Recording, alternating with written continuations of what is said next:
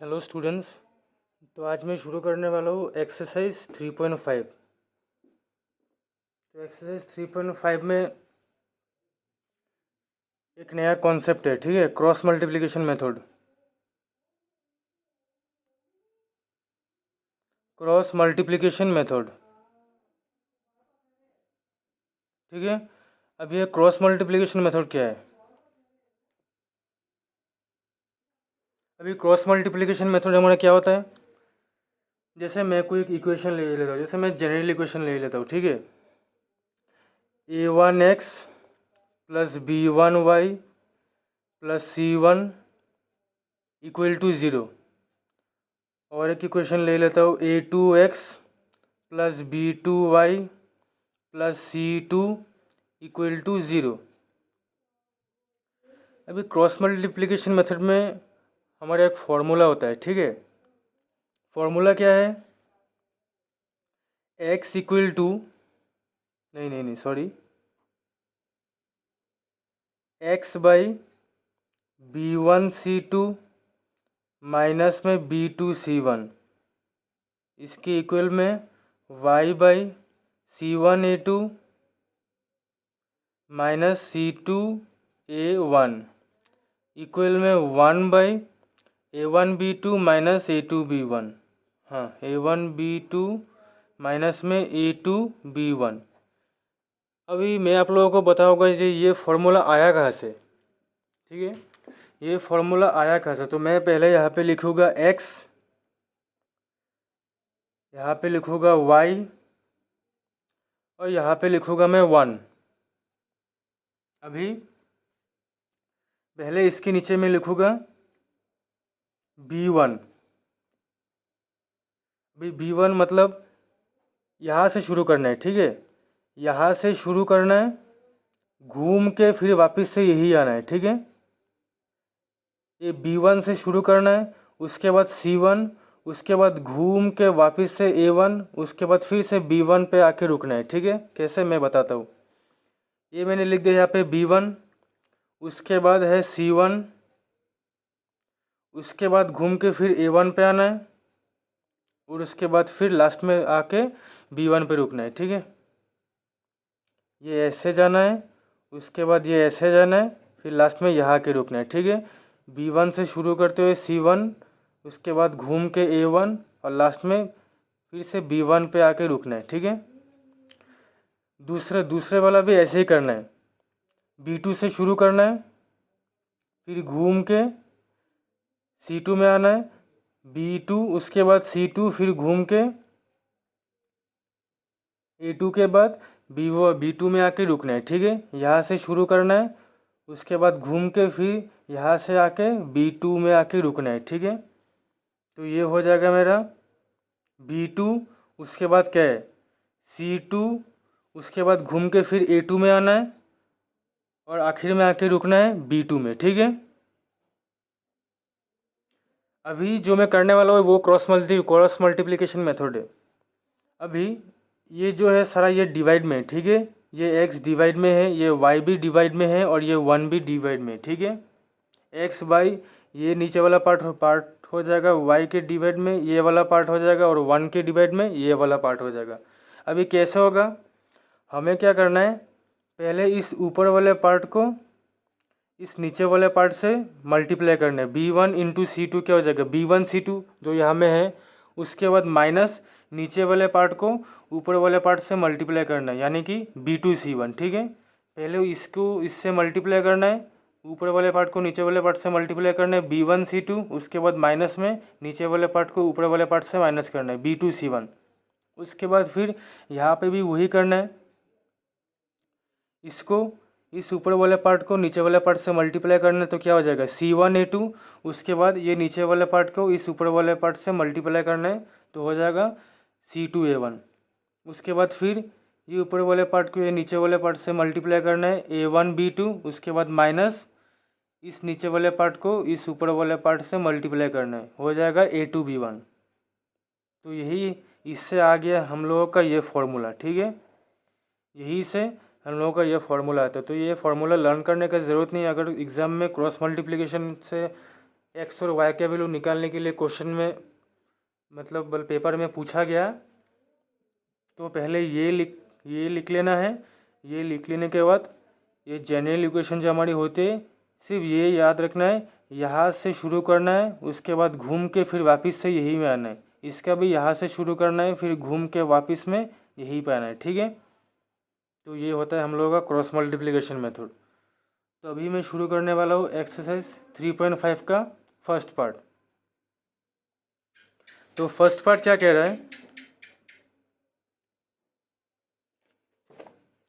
Which of the following pairs of linear equations has unique solution, no solution, infinitely many solution, in case there is a unique solution find it by using multiplication method. तो हमें in linear equation में से बताना है कौन बल्कि इसका unique solution आएगा, या फिर इन्फिनिटली मेनी सोल्यूशन आएगा, या फिर नो सोल्यूशन आएगा।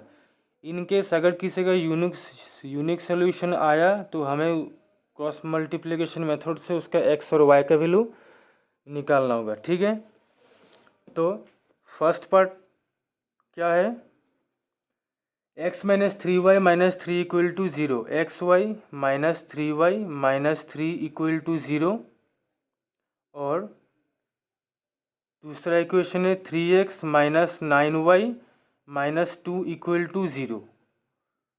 तो यहाँ पे जिन्होंने मेरी एक्सरसाइज 3.2 का वीडियो देखा है उन सभी लोगों के लिए ये एक्सरसाइज अभी जो मैं करने वाला हूँ ये बहुत ही इजी होगा, ठीक है। अगर एक्सरसाइज 3.2 नहीं देखा है तो अभी वीडियो को पॉज करके मैं डिस्क्रिप्शन बॉक्स में लिंक दे दूँगा, और मैंने सेपरेट प्लेलिस्ट भी बना दिया है, तो जाके ज़रूर देखना। उसके बाद फिर इस वीडियो में आना, बहुत ही ईजी लगेगा ये समझने में, ठीक है। चलो फिर भी मैं एक बार समझा देता हूँ, मैंने किया तो था।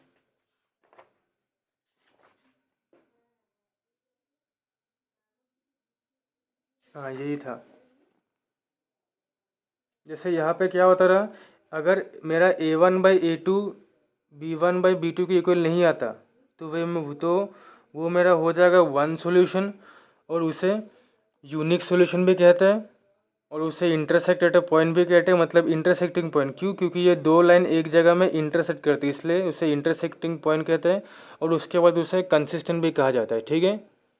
दूसरा, अगर a1/a2 b1/b2 के इक्वल आ गया और b1/b2 भी c1/c2 के इक्वल आ गया तो उसे कोइंसिडेंट लाइन कहा जाता है। कोइंसिडेंट लाइन कौन सा लाइन, किस लाइन को कहा जाता है? जो एक लाइन के ऊपर और एक लाइन होता है, ठीक है। एक लाइन के ऊपर और एक लाइन होता है, उसे कोइंसिडेंट लाइन कहा जाता है, और उसे कंसिस्टेंट भी कहते हैं, और इन्फिनिटली मेनी सॉल्यूशंस भी कहते हैं। और तीसरा था हम लोगों का, अगर a1/a2 b1/b2 के इक्वल आ गया लेकिन वो c1/c2 के इक्वल नहीं आए तो उसे नो सॉल्यूशन कहते हैं, या फिर पैरेलल लाइंस भी कहते हैं, या फिर इनकंसिस्टेंट भी कहते हैं, ठीक है। तो हमें यहाँ पे ढूंढना है कौन सा यूनिक सॉल्यूशन है या नो सॉल्यूशन है और इन्फिनिटली मेनी सॉल्यूशन है, ठीक है। तो पहला पार्ट, यहाँ पे x का कोफिशिएंट कुछ नहीं मतलब 1 है, तो ये a1/a2 है, ये b1/b2 है, और ये c1/c2 है, ठीक है। तो a1/a2 मेरा है 1/3, b1/b2 मेरा है -3/-9, तो ये माइनस से माइनस मेरा कट जाएगा, 3 1 से 3, 3 3 से 9। तो ये a1/a2 मेरा b1/b2 के इक्वल आ गया, तो मैं c1/c2 भी चेक कर लूँगा। तो c1/c2 क्या है? -3/-2, तो ये माइनस से माइनस कैंसिल, तो निकल के आएगा 3/2। तो b1/b2 c1/c2 के इक्वल नहीं है, तो a1/a2 तो b1/b2 के इक्वल है, लेकिन b1/b2 c1/c2 के इक्वल नहीं है। तो जो गिवन पेयर ऑफ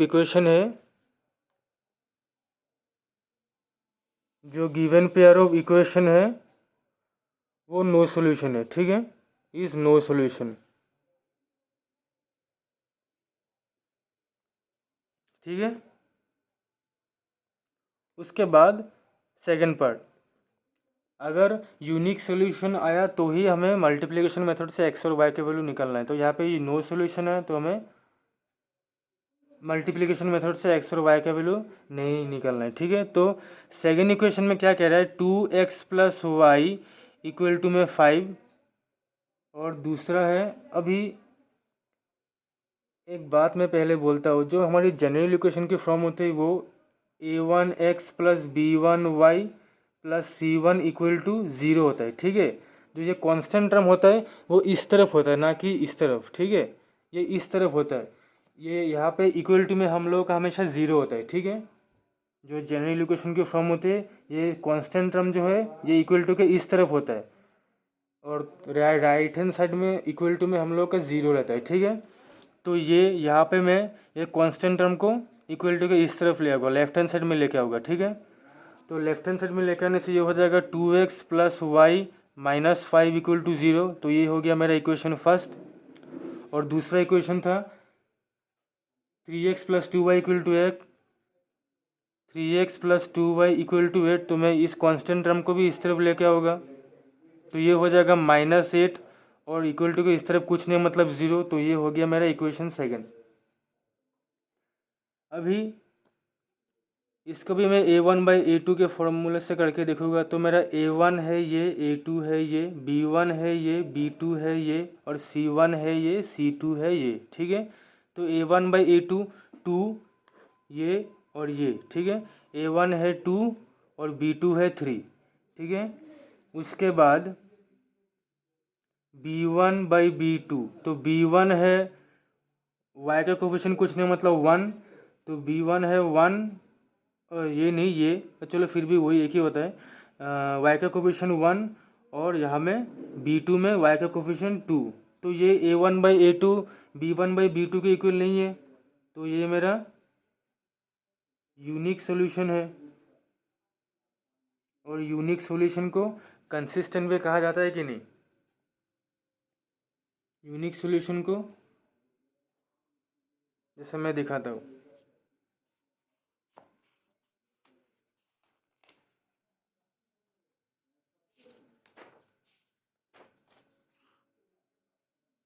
ये रहा यूनिक सॉल्यूशन को कंसिस्टेंट भी कहते हैं। तो the given pair of equation is consistent और यूनिक सॉल्यूशन, ठीक है। क्वेश्चन में यूनिक सॉल्यूशन का है तो मैं यूनिक सॉल्यूशन ही लिख देता हूँ। अभी यूनिक सॉल्यूशन आने से हमें इसको मल्टीप्लिकेशन मेथड से सॉल्व करके एक्स और वाई का वैल्यू निकालना है, ठीक है। तो हम लोग का फॉर्मूला क्या था, x/b1c2 माइनस में b2c1 equal to y/c1a2 minus में c2a1। उसके बाद इक्वल में 1/a1b2 माइनस में a2b1, ठीक है। अभी जो हमारी इक्वेशन थी वो दोनों इक्वेशन क्या थी, एक तो था 2x प्लस 3 नहीं 2x plus Y equal to, अच्छा मैंने इसको तो इस तरफ ला दिया था ना, इसको जनरल इक्वेशन के फॉर्म में लिखना है, मैंने आप लोगों को बोला था। तो कांस्टेंट टर्म को इस तरफ लाना है तो -5 हो जाएगा, ये दो इक्वेशन लिख लेना है, ठीक है। और दूसरा हो गया 3x plus 2y minus 8 equal to 0। अभी यहाँ पे मेरा a1 हो गया, ये a1/a2 ये लिख लेना है, ठीक है।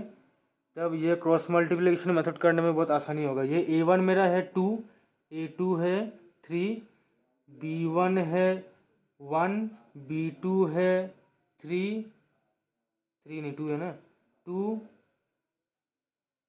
c1 है -5 और c2 है -8, ठीक है। अभी इस फॉर्मूले में ये a1 a2 b1 b2 और c1 c2 का वैल्यू पुट कर देना है, ठीक है।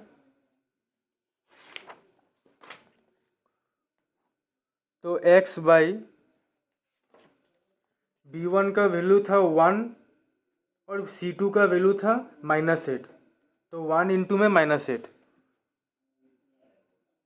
उसके बाद माइनस b2 का वैल्यू था 2 और c1 का वैल्यू था -5, तो 2 इंटू में -5,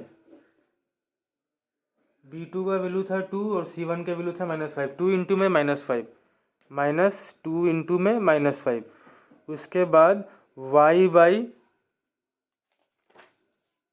C1 A2 था, तो C1 था मेरा -5, C1 था -5 और A2 था 3, तो -5 इंटू 3, -5 इंटू 3 माइनस C2 था -8 और A1 था 2, तो -8 इंटू 2, तो यहाँ पे मेरा -8 इंटू में 2 होगा, ठीक है, क्योंकि यहाँ पहले से और एक माइनस था इसलिए मैंने इसको ब्रैकेट में रखा है। इस 8 को ब्रैकेट में रखने से होगा, 2 को ब्रैकेट में रखने का ज़रूरत नहीं है, सॉरी, ठीक है।